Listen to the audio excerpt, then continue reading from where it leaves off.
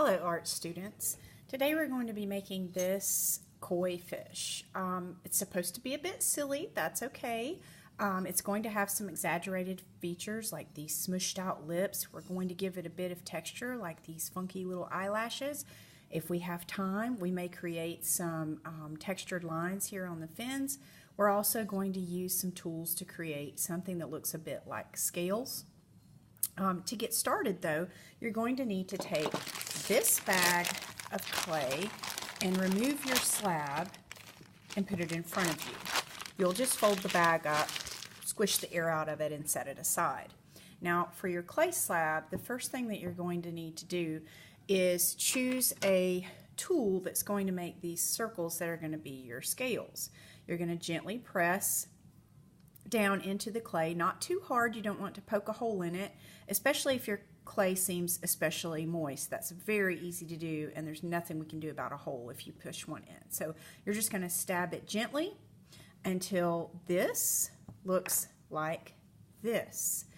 Once you get both sides done, you want this gap to be in the middle because this is where we're going to put your name. You won't need this tool anymore, so you can put it back in there. Afterwards, we're now going to, once we get your name here, we're going to flip this over so that we can create this. And the way to do that, to be able to get this form to come together sort of in this taco shape, is to take both sides and just sort of carefully and slowly pull it together. You're going to be bending it. You might have to use your fingers to round out the belly, push in, sort of connect the back together, and you may want to go ahead and flip out an area for the tail. You're going to connect the front together and go ahead and pull out an area for those lips, and I like to just smush them up like that. Now in order to get both of these pieces to connect and stay connected, we're going to have to do a little bit of work using this clay slip. And the clay slip is basically just some muddy clay, leftover clay, with a little bit of vinegar and a little bit of water. You've got this toothbrush here so that you can score the clay with the slip. That's going to create a seal so that all of the attachments that we put on our koi fish don't come off. So to start with, I'm going to go ahead and scratch up the surface here, that's scoring, with the brush that's wet with the slip. That's called slip and score. You're going to need to know that term later. Now, once that's connected, it may come apart when you start working on the tail. If it does, just gently push it back together. You don't have to squish it or push it very hard. Before I connect the tail, I like to create a little split right back here, and I just use one of the cards from the box in front of you.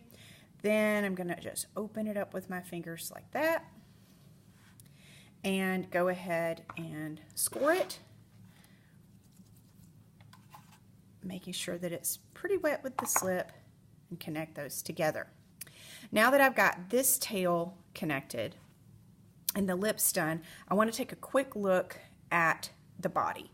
Right here is where I'm going to want my fins to go, but because we know that we're going to have fins coming off the side and eyes in the front, we want to give enough of a gap for the eyes. So you don't want to put the fins too close to the mouth because we know we're going to have these eyelashes and eyeballs there. So we want to go ahead and make sure that we put the fins here on the side. So to do that, you're going to need to take a ball of clay. You're going to need to just smush it down into a circle with your hand. About like that is fine.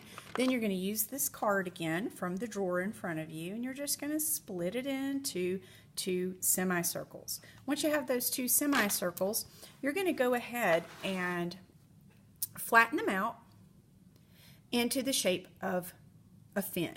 Now you want to go ahead and make it thinner, and you want it to be sort of flowy looking, but not too thin.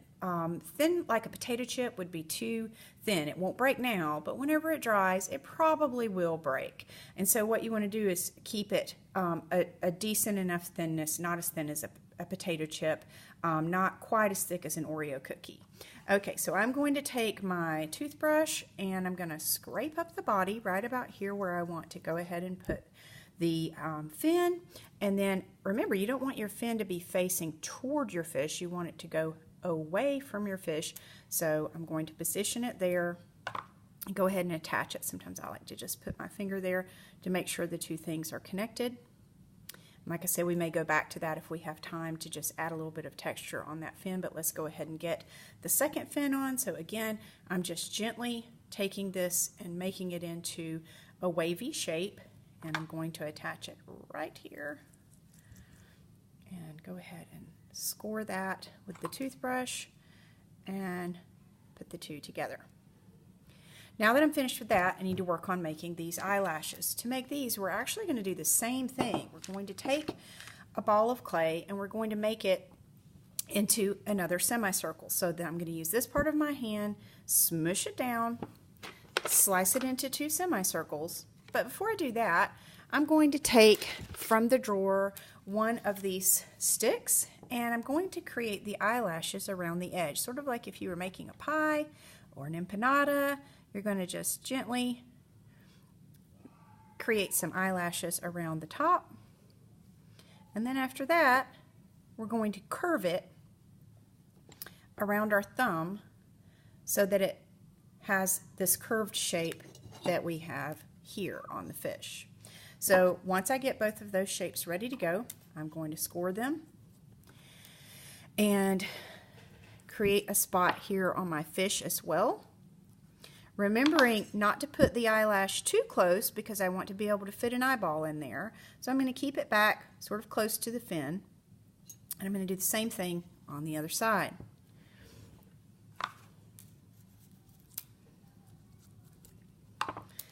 Making sure that you use that slip and that you scuff that up really well with your toothbrush because it will break off if you don't. The last step before we do the final touch-ups on our fish are to add two eyeballs. To do that, I'm going to score up the bottom of the eyeball and the place where I want it located on the eye. I'm just going to have to gently place it there. Some people like to push that in a little bit closer. You can if you want to.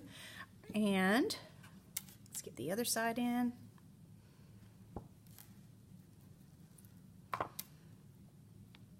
And attach. Now, you may have an issue on your clay where parts of your fish have some dried out areas or cracks. Sometimes we call that elephant skin because it looks kind of dried and cracked. And right now it doesn't seem to be a problem, but whenever this dries, it'll be sort of sharp, and we really don't want that. So if you have time, you're just going to get a little bit of slip on your finger, and you can just go over these spaces and smooth them out with your fingers to keep from having those sharp edges, especially here where I have this little tear in my clay. I want to go ahead and fix that. So I'm going to get plenty of slip. You may even have to grab a little bit of mud here and smooth that out until it's to your liking. If you have lots of elephant skin down here, you can also take time to do that if you have time. If you don't have time, you may be stuck with what you've got because it may be time to clean up. If it is, you have to stop regardless. If you wanted to add some texture here, you can go ahead and add some lines on those fins on both sides. If you don't have time, you don't. At the end, this clay is going to go on top of this wooden plate that has your name on it, and we're going to go put it into the kiln room.